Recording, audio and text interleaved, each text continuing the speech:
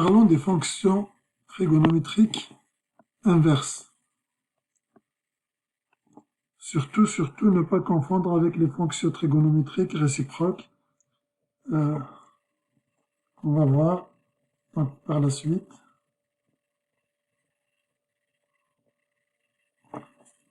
Qui sont là, on verra dans la section suivante.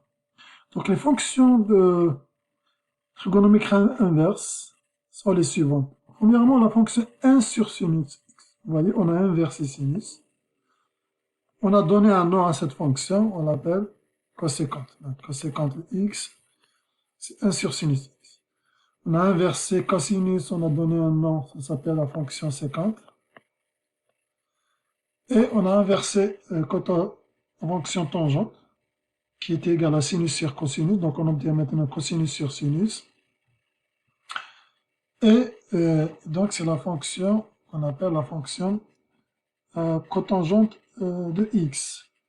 Bien évidemment, ils ont des domaines de définition différents, la fonction et son inverse. Si on prend sinus x qui est défini pour tout x dans R, 1 sur sinus x ne peut pas être défini si sinus est nul. 1 sur cos, c'est-à-dire séquente x, ne peut pas être défini si cosinus x est nul. Et cotangente de x ne peut pas être défini si sinus x est nul.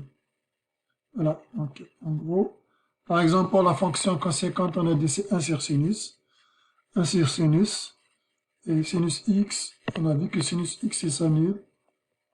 Il s'annule en 0. Si sinus c'est 0, il s'annule en pi. Et je peux continuer à tourner 2pi, 3pi, 4pi.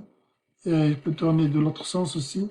Donc, en gros, tous les multiples de pi annulent fonction sinus. Son graphe, donc, peut être d'ici. Tous les multiples de pi annulent sinus. Donc, pour ces multiples, la fonction conséquente n'est pas définie. Si on trace le graphe donc, de cette fonction particulière en 0, vous voyez que c'est pas défini. Si on trace son graphe, il va ressembler donc à ce qui est dans cet intervalle. Et puis c'est une fonction périodique, donc on peut reprendre ça. La fonction va continuer comme ça, de cette manière. On peut la continuer comme ça indéfiniment.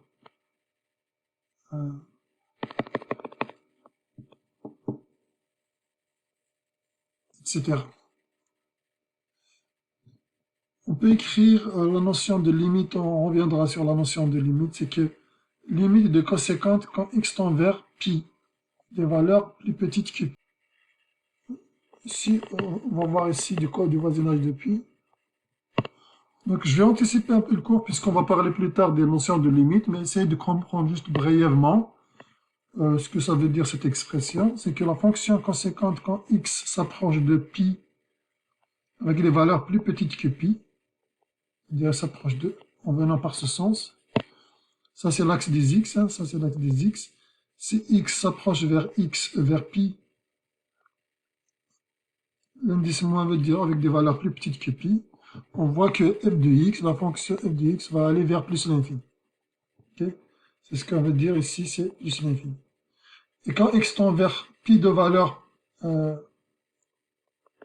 plus grande que pi, c'est-à-dire quand x va s'approcher de pi, mais en venant par la droite, et bien on voit que f de x, il descend, va vers moins l'infini. Là, ça va vers plus l'infini. C'est ça qu'on a écrit ici. Donc la limite de f de x, notre fonction, quand x tend vers plus l'infini, c'est donne moins l'infini. Si vous ne comprenez pas très bien ce que j'ai dit sur la notion de limite, c'est pas grave, puisqu'on va revenir dans le détail sur cette notion dans les futurs chapitres. Voilà, on peut faire la même analyse ici pour la fonction séquente qui est égale à 1 sur cos. Donc pour qu'elle soit définie, il faut que cosinus soit différent de 0. Hein. Donc x doit être différent de pi sur 2 plus k pi. Et cotangente, il a le même domaine de définition que la fonction conséquente. Parce que la fonction conséquente, c'est 1 sur sinus, et sinus ne devrait pas être égal à 0. Voilà, les fonctions les plus importantes à retenir, donc c'est sinus, cosinus et tangente. Ok. Les fonctions inverses, on les utilisera rarement. De toute façon, avec les fonctions inverses, vous pouvez toujours revenir. Donc, étant donné que conséquente, c'est 1 sur sinus.